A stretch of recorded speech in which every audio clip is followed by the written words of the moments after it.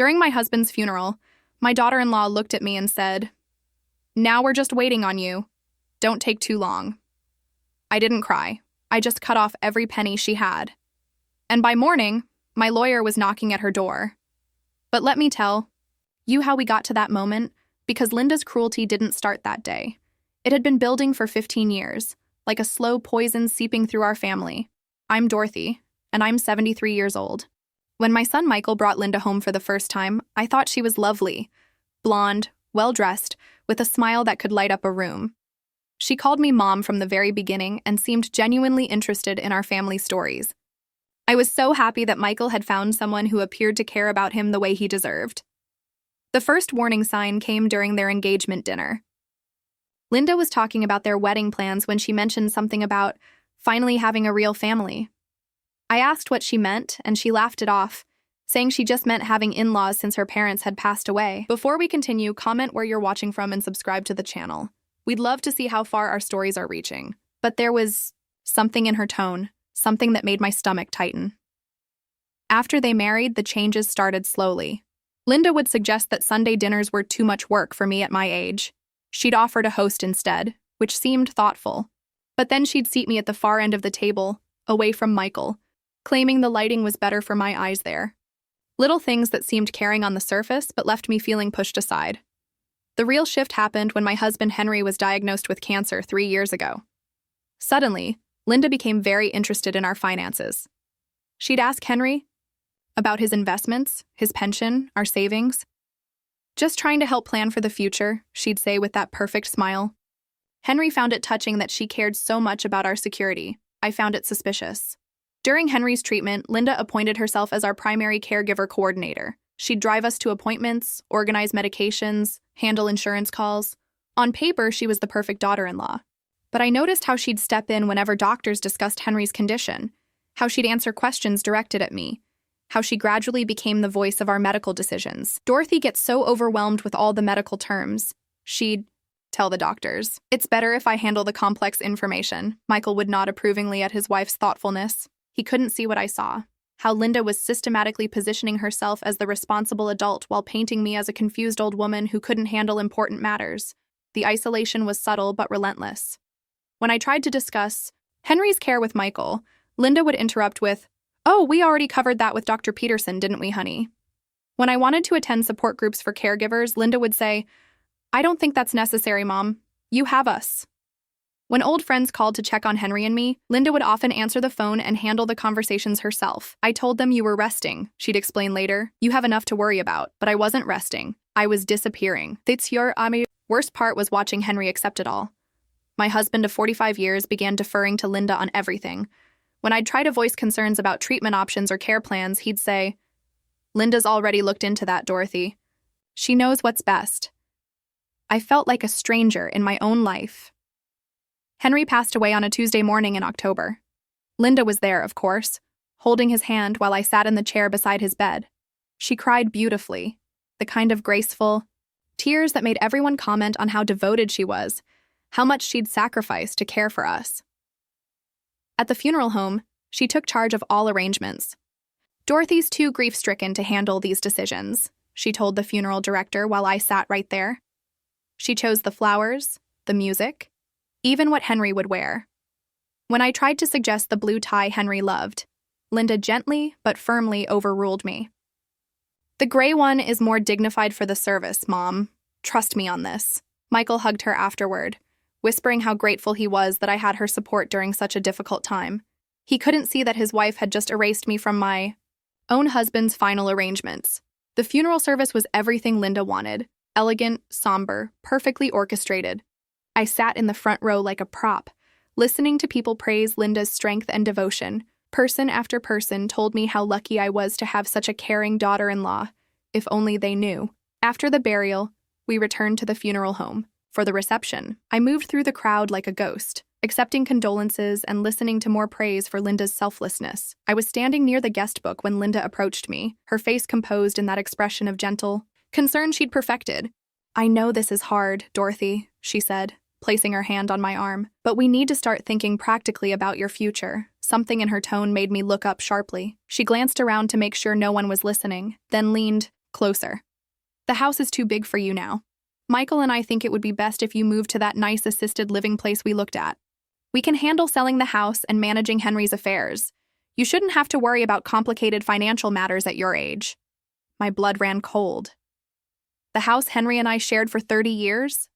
It's for the best, she said, her voice taking on that patient tone she used when explaining things to me like I was a child. You can't maintain a place that size alone. And honestly, Dorothy, we've been supporting you financially more than you realize. It's time to be realistic about your limitations. I stared at her, seeing clearly for the first time the calculation behind those caring gestures, the agenda behind all that helpfulness. Now we're just waiting on you, she continued, her voice barely above a whisper. Don't take too long. The words hit me like a physical blow. She wasn't talking about moving to assisted living. She was talking about my death. My daughter-in-law at my husband's funeral was telling me to hurry up and die. I didn't cry. I didn't scream. I didn't slap her across her perfectly made-up face, though every fiber of my being wanted to. Instead, I looked her straight in the eye and said, I think I'll surprise you, Linda.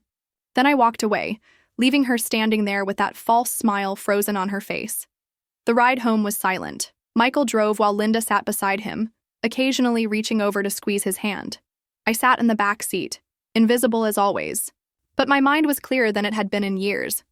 Linda thought she had won. She thought she had successfully maneuvered herself into position to inherit everything Henry and I had worked 45 years to build.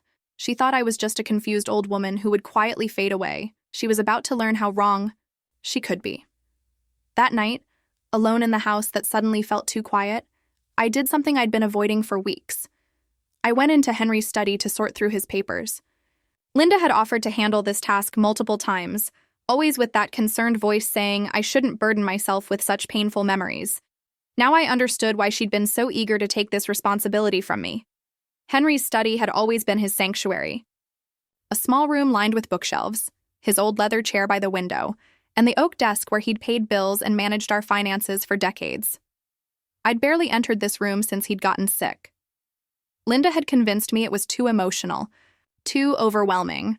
I started with the desk drawers, expecting to find the usual paperwork, insurance documents, bank statements, tax returns.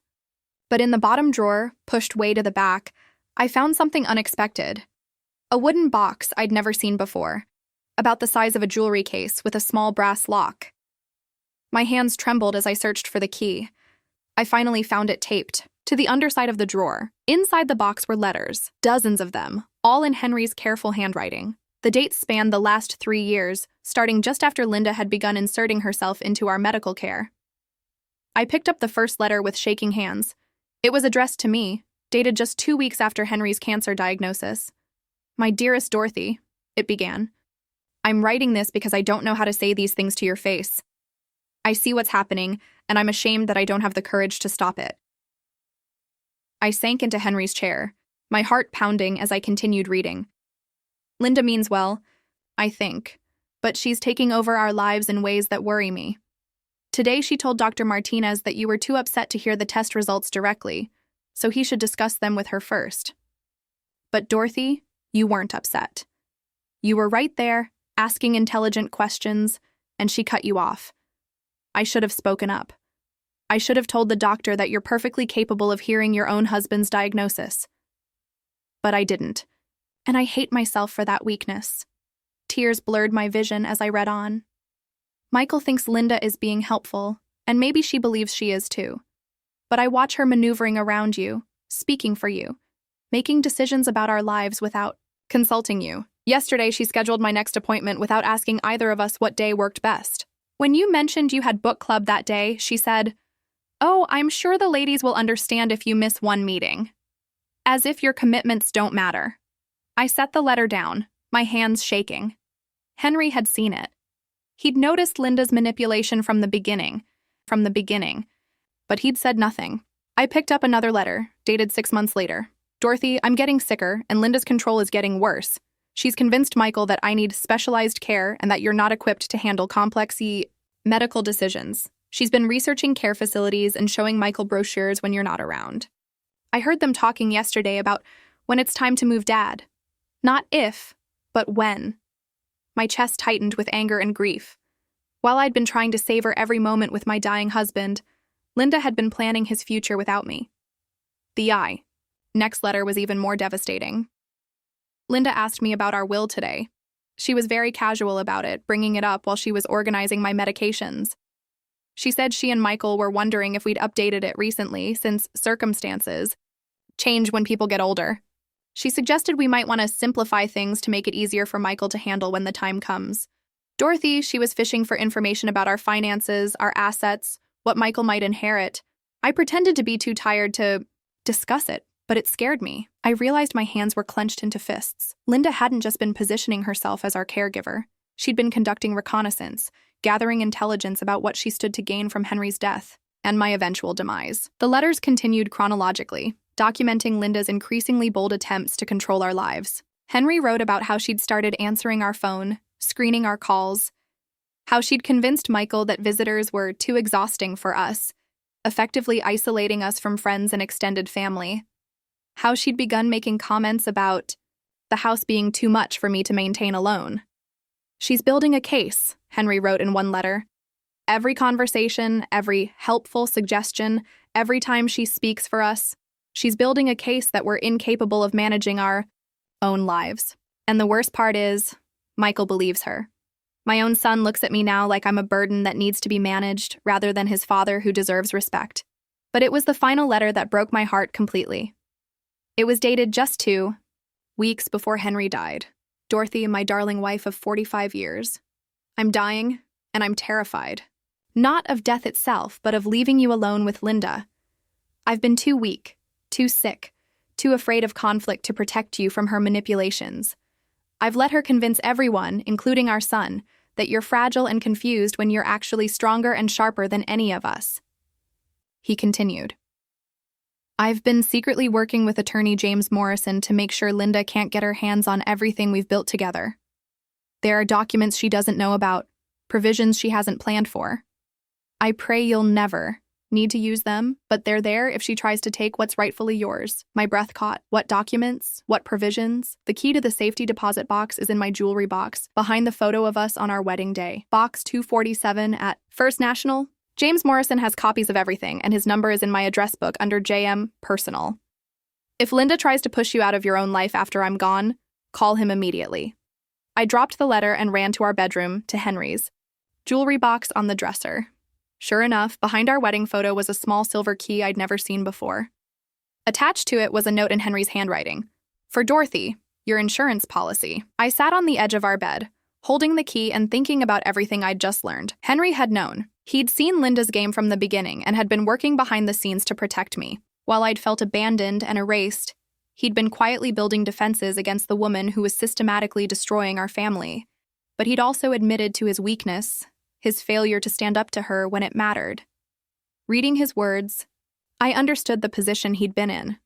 Sick, dependent on Linda's care, watching his wife being pushed aside but lacking the strength to fight back without making our situation worse. The phone rang, startling me back to the present. I let it go to the answering machine. Linda's voice filled the room. Hi, Mom, it's Linda.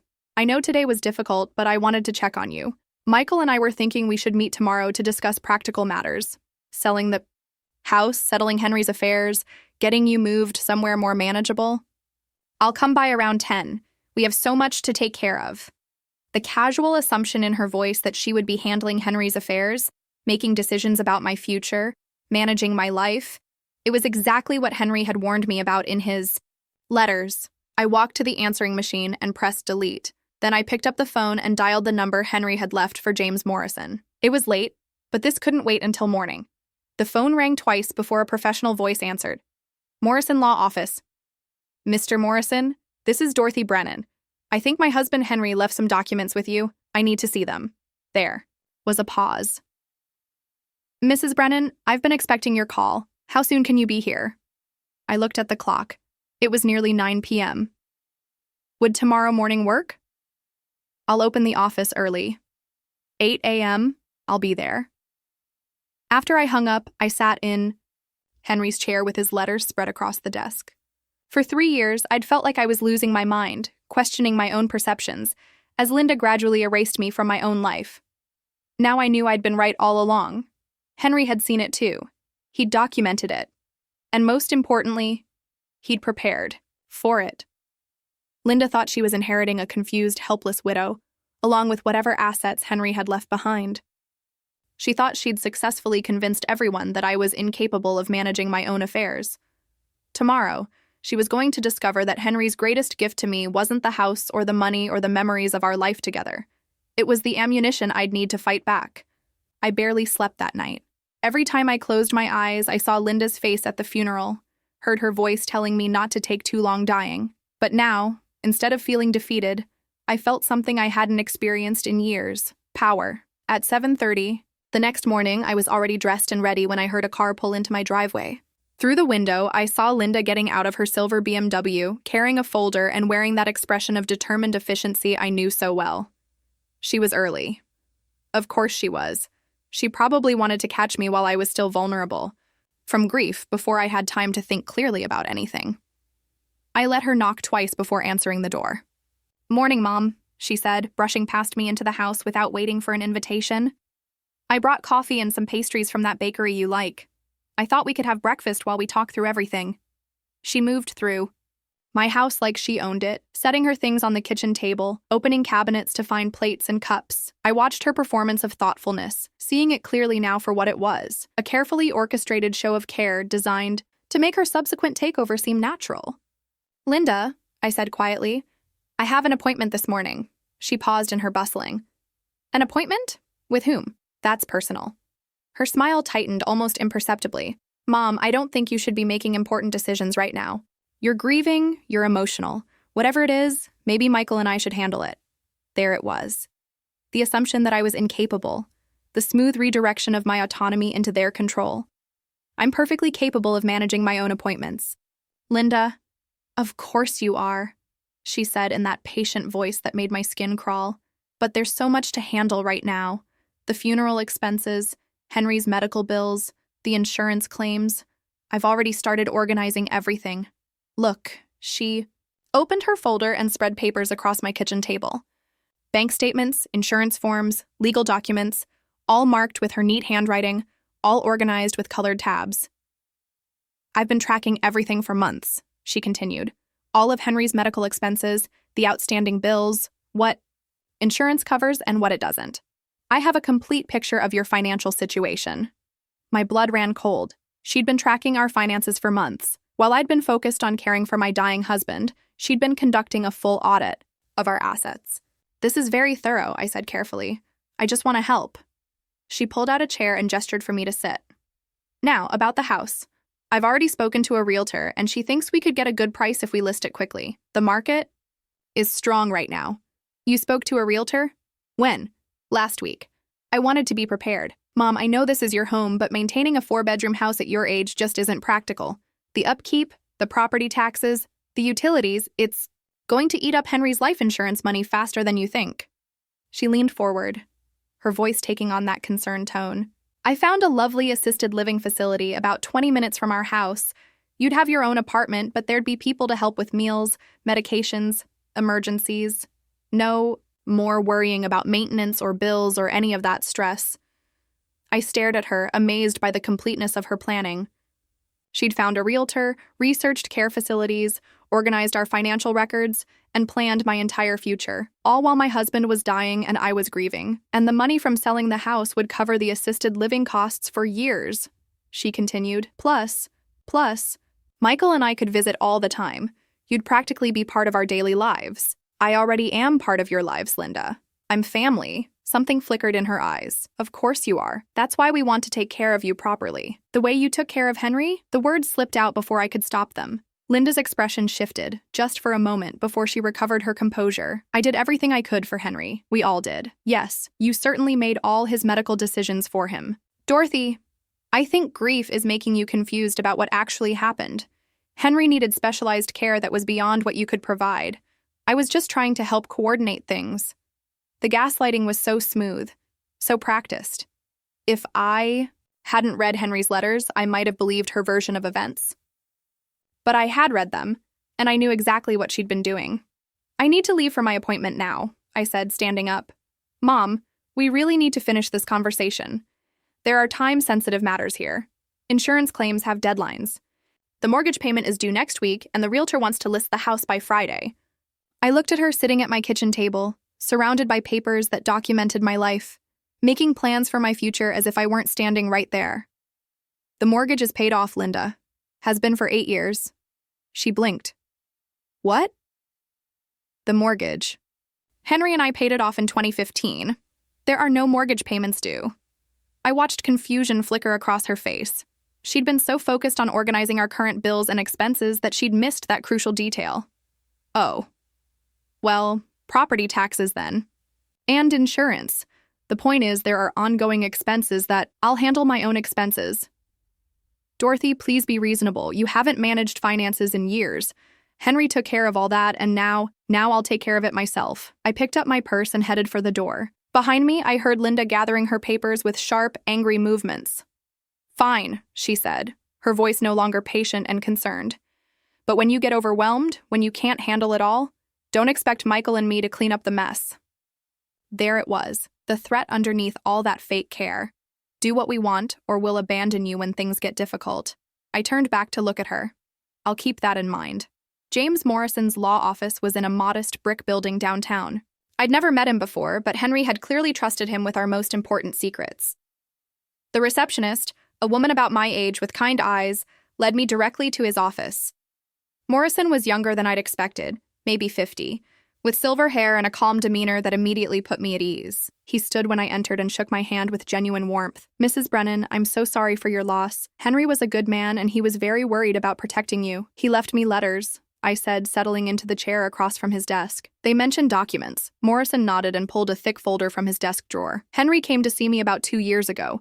He was concerned about your daughter-in-law's behavior and wanted to make sure you'd be protected after his death. He opened the folder and pulled out several documents.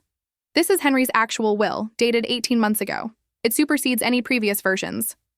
I took the document with trembling hands. As I read, my breath caught. Henry had left everything to me, as I'd expected. But there were specific provisions I'd never imagined. Linda was explicitly excluded from any inheritance. The house, the investments, the life insurance, everything went directly to me with the stipulation that it could not be transferred to Michael or his spouse during my lifetime without my explicit written consent, witnessed by 2 independent parties. But the most stunning provision was at the end. If anyone attempted to have me declared mentally incompetent, or tried to force me into assisted living against my will, they would forfeit any claim to inheritance permanently, and their children would also be excluded from any future bequests. Henry was very specific about this, Morrison explained. He'd observed concerning patterns in Linda's behavior and wanted to make sure she couldn't manipulate you or Michael into signing over your assets. Does Michael know about this? No. Henry was clear that this information should only be shared with you unless circumstances required otherwise. Morrison leaned forward.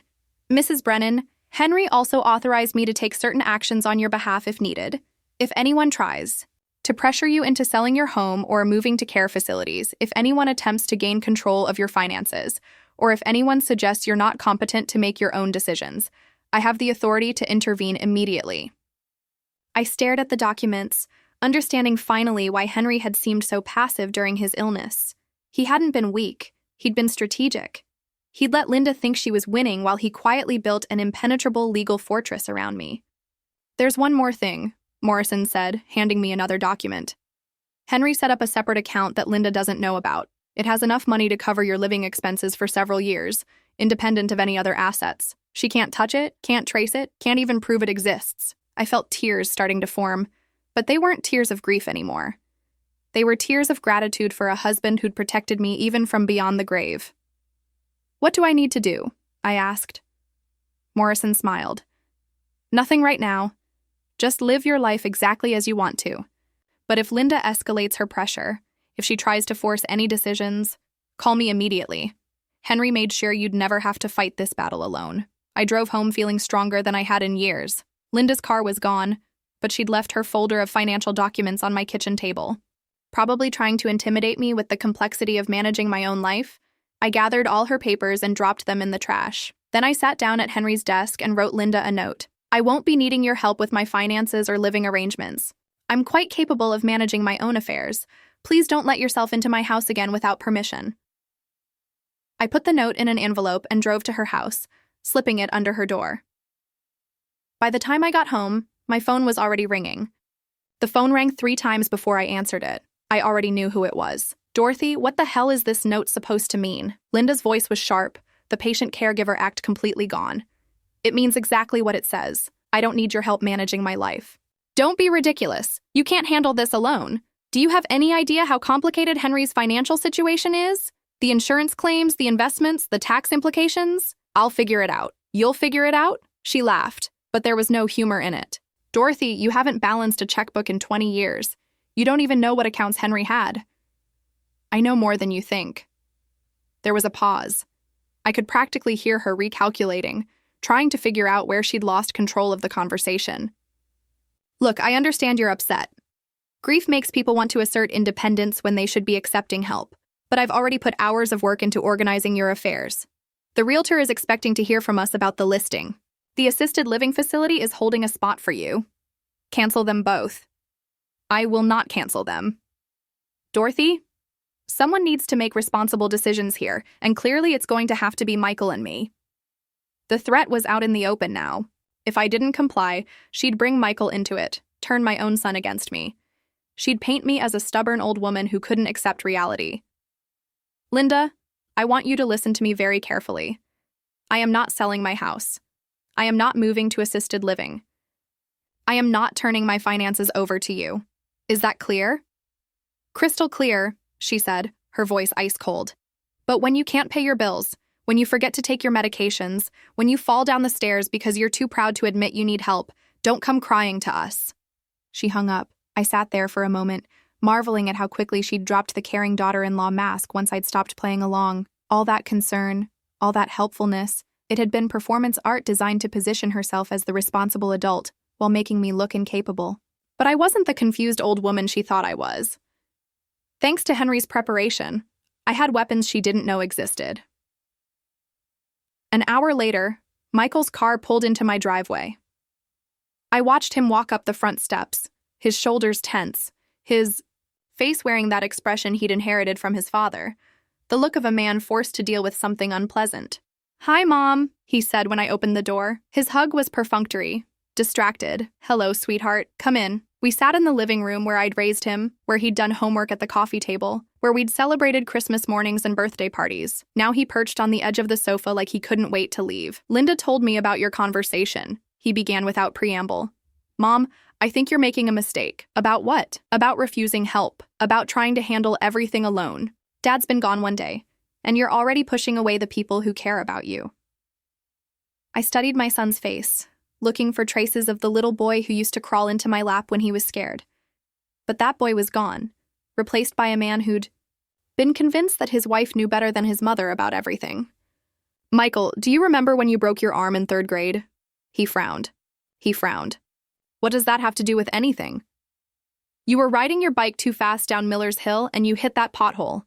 I ran 4 blocks to get to you because I heard you screaming. I carried you to the car and drove you to the emergency room while you bled on my shirt. Mom, I don't understand why. I sat with you for 6 hours in that hospital. I held your hand while they set the bone. I slept in the chair next to your bed because you were afraid to be alone. And when you came home, I took care of you for weeks. I helped you eat, helped you get dressed, drove you to every follow-up appointment." Michael shifted uncomfortably. "You were a good mother. You still are. That's not what this is about, isn't it? Because right now you're telling me that I'm not capable of taking care of myself. You're saying that Linda, who's known me for 15 years, understands my needs better than I do." "Linda's just trying to help. She has experience with this kind of thing." "What kind of thing?" "Managing elderly parents, handling complicated financial situations. She helped her aunt transition to assisted living 2 years ago." I felt something cold settle in my stomach. "She told you that?" "Of course. She's dealt with this before. She knows what to look for, what signs to watch for." Signs. Linda had been training my son to see me as a collection of symptoms rather than as his mother. She'd been teaching him to look for evidence of my decline, my incompetence, my need for management. "What signs has she pointed out to you, Michael?" He looked uncomfortable. "It's not like that. It's just little things, like how you get confused about your medications sometimes." "I've never been confused about my medications. Linda said you missed taking your blood pressure pills twice last month. I didn't miss them. I took them at different times because of doctor appointments. Linda saw the pills in my purse and assumed I'd forgotten to take them. Michael frowned. She said you got lost coming home from the grocery store. I took a different route because of construction on Pine Street. I wasn't lost. I watched understanding begin to dawn in my son's eyes. Linda had been collecting innocent incidents and reframing them as evidence of my cognitive decline. Every small deviation from routine, every minor confusion, every normal sign of aging had been cataloged and presented to Michael as proof that I needed supervision. She's been documenting everything, hasn't she? I asked quietly. Michael's silence was answer enough. She keeps a notebook. She says it's important to track changes in behavior, in memory, in judgment. She says families often miss the signs because they don't want to see them. My heart broke for my son. Linda had convinced him that watching his mother for signs of incompetence was an act of love, a responsible way to protect me from myself. Michael, I want you to think about something. In the past year, have you ever seen me confused, disoriented, or unable to handle normal activities when Linda wasn't around? He was quiet for a long moment. No, he admitted finally. Have you ever witnessed me forgetting to take medications, getting lost, or making poor decisions when it was just you and me? No. Then why do these incidents only seem to happen when Linda is there to observe them? I watched my son's face as he processed this question, the doubt creeping in, the possibility that his wife hadn't been protecting his mother, but documenting her supposed failures. She loves you, Mom. She wants what's best for you. Does she? Or does she want what's most convenient for her? Michael stood up abruptly. I can't do this right now. Dad just died yesterday, and instead of pulling together as a family, we're having this conversation. You're right. We should be pulling together. But Linda made it clear yesterday that she's not interested in including me in this family. She's interested in managing me until I'm no longer a problem. She didn't say that. She told me not to take too long dying, Michael.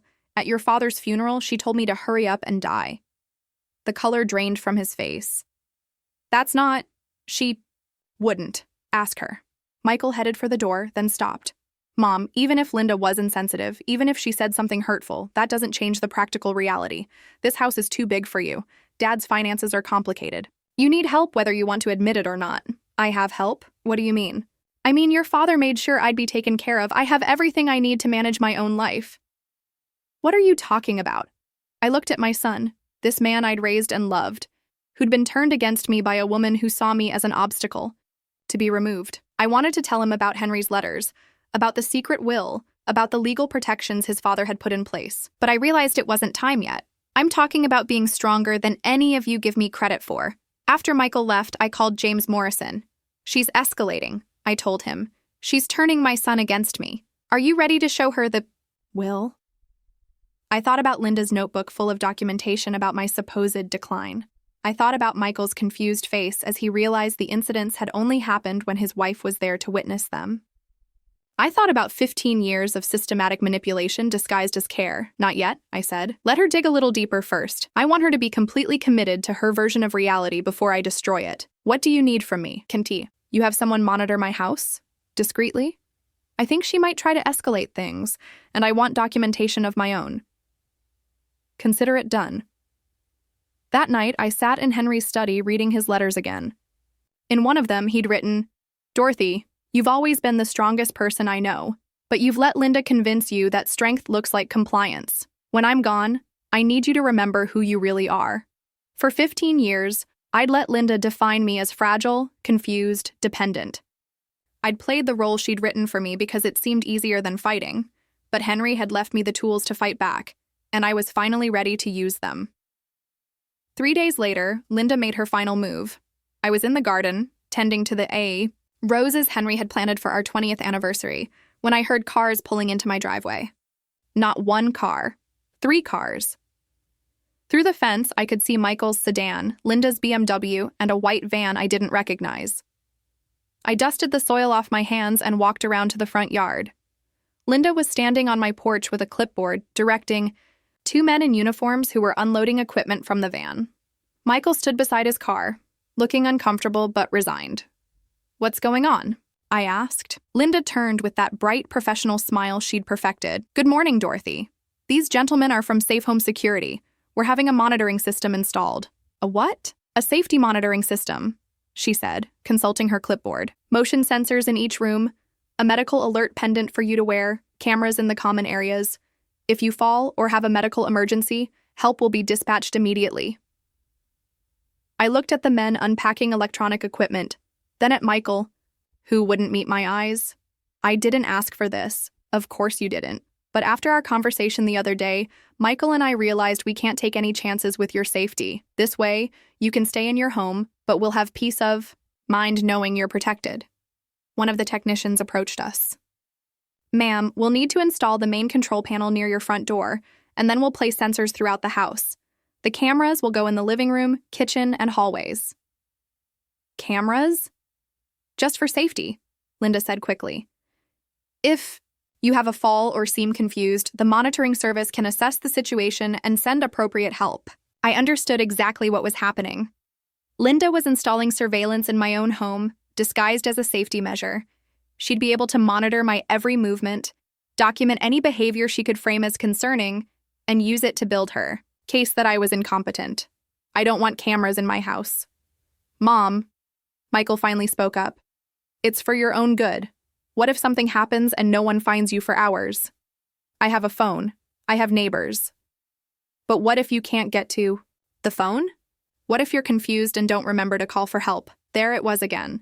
The assumption that I was inevitably heading toward confusion and helplessness. Linda had done her work well. I don't consent to this installation. Linda exchanged a look with Michael, then pulled out another set of papers.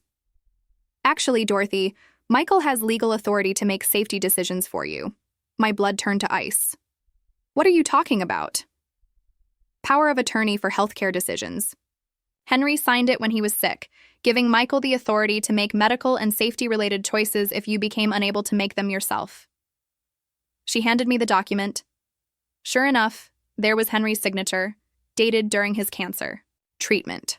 But this wasn't the limited power of attorney Henry had described to me. This was a broad document that could be interpreted to cover almost any decision Linda wanted to make. This was for Henry's medical care, I said. The language is quite broad, Linda replied smoothly. And given your recent concerning behaviors, the confusion about medications, the episodes of disorientation, the inability to manage complex financial decisions, Michael feels it's necessary to activate these protections. I stared at my son. Michael, is this what you want? Cameras watching me in my own home?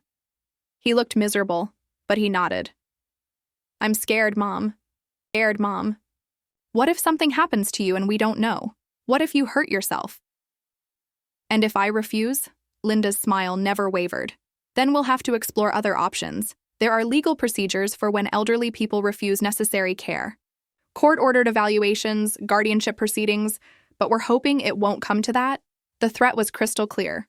Submit to surveillance or face a legal battle to prove my competency. A battle that would be fought with Linda's notebook full of documented, concerning incidents as evidence against me. How long do I have to decide? The technicians are here. Now, Linda said. It seems efficient to just get it done today. I looked at the men waiting for permission to invade my home with their cameras and sensors. I thought about Henry's letters, about the secret will, about James Morrison's promise that I'd never have to fight this battle alone. I need to make a phone call first. Of course, Linda said graciously. But let's not keep these gentlemen waiting too long. I went inside and dialed Morrison's number. He answered on the first ring. They're trying to install surveillance equipment, I said quietly. They're using a power of attorney document as justification. Are you ready? He asked. I looked out the window at Linda directing the technicians, at my son standing helplessly by while his wife orchestrated my transformation into a monitored patient. I'm ready. Give me 20 minutes. I hung up and returned to the side porch. The installation will need to wait. Linda's patience was finally wearing thin. Dorothy, you're being unreasonable. This is a simple safety measure. And I said it will have to wait. For what? For my attorney to review the power of our attorney document. Linda blinked. Your attorney? James Morrison. He handled some matters for Henry, and now he's handling some matters for me. I watched Linda and Michael exchange glances. They clearly hadn't expected me to have legal representation. Mom, Michael said, You don't need an attorney for this. It's just a safety system. If it's just a safety system, then there shouldn't be any legal issues with having my attorney review the documentation first. The technicians were looking increasingly uncomfortable, standing in my driveway with their equipment while a family dispute unfolded around them. "Ma'am," one of them said to Linda, "if there's any question about authorization, we should probably reschedule." "There's no question," Linda said firmly. "Michael has full authority." "Actually," I said, "that's exactly what's in question. Just..." Then, a black sedan pulled into my driveway. James Morrison got out, carrying a briefcase and wearing the kind of confident expression that made it clear he was about to take control of the situation. "Mrs. Brennan," he said, approaching the group. "I came as soon as you called." Linda stepped forward. "I'm Linda Brennan, Dorothy's daughter-in-law. This is my husband, Michael. We're just trying to install some safety equipment for Dorothy's protection." Morrison smiled politely. "I understand. May I see the power of attorney document you're using as authorization?" Linda handed him the papers, her confidence beginning to waver. Morrison reviewed them carefully, then looked up. This power of attorney was specifically limited to Henry Brennan's medical care during his illness. It terminated upon his death. But surely the safety provisions... There are no safety provisions in this document that would authorize surveillance equipment in Mrs. Brennan's home against her wishes. The silence stretched out for several long seconds. Then Linda's composure finally cracked. "This is ridiculous. Dorothy can't live alone safely. She's confused. She's forgetful. She makes poor decisions. Someone needs to take responsibility for her care." Morrison opened his briefcase and pulled out a thick folder. "Actually, Mrs. Brennan has been making excellent decisions about her care, including the decision to have a comprehensive competency evaluation done 3 days ago." My heart jumped. I hadn't had any evaluation done. Morrison continued. "Dr. Patricia Webb, a geriatric psychiatrist, conducted a thorough assessment of Mrs. Brennan's cognitive function, decision-making capacity, and ability to live independently. Would you like to see the results?" He handed Linda a document. As she read it, the color drained from her face. The evaluation shows Mrs. Brennan to be fully competent, with excellent cognitive function and sound judgment. Dr. Webb found no evidence of confusion, memory loss, or diminished capacity. Linda looked up from the report, her eyes wide. "This is impossible. I've documented dozens of incidents." "Yes, I'm sure you have," Morrison said calmly, "and I'd be very interested to see that documentation. In fact, Mrs. Brennan has some documentation of her own that might interest you." He pulled out another folder, this one much thicker. "Letters from her late husband, detailing his observations of your behavior over the past 3 years. Bank records showing unauthorized access to financial information, and a will that might surprise you." Linda's hands were shaking now. "What will?" Morrison smiled. "Henry Brennan's actual last will and testament, dated 18 months ago. Perhaps we should discuss it inside?" We moved inside, leaving the bewildered technicians to pack up their surveillance equipment. Linda sat rigidly on my sofa, clutching her notebook like a lifeline. Michael looked shell-shocked. Morrison spread the will across my coffee table. "Henry Brennan's final will. Everything goes to Dorothy, with specific provisions." Linda's voice was barely a whisper. "What provisions?" "Linda Brennan is explicitly excluded from any inheritance. Any attempt to have Dorothy declared incompetent results in permanent forfeiture of Michael's inheritance as well." Michael's face went white. "Dad wrote that?" Morrison nodded. "Your father was protecting your mother from exactly what you tried to do today." I watched Linda's world crumble as she realized her 15-year campaign had been anticipated and countered. "Michael is still Henry's son," she said desperately. Morrison looked at Michael. "The will includes a rehabilitation clause. If he demonstrates genuine respect for his mother's autonomy, his inheritance can be restored." Michael turned to me, tears in his eyes. "Mom, I'm so sorry. I thought we were protecting you. You were protecting Linda's interests," I said quietly. "She convinced you I was failing so she could take control." Linda stood abruptly. "This is insane. I was only trying to help. Help yourself," I said. Every kind gesture was calculated to make me seem incapable. Morrison pulled out Henry's letters. "Your husband documented everything, Linda. 3 years of systematic manipulation." Linda's composure shattered. "I gave up everything to take care of you people. I sacrificed my career, my time, my energy." "You didn't sacrifice anything," I said. "You invested 15 years positioning yourself to inherit everything, Henry. And I worked for. But you underestimated both of us." The house was quiet. The surveillance equipment was gone. My home was mine again.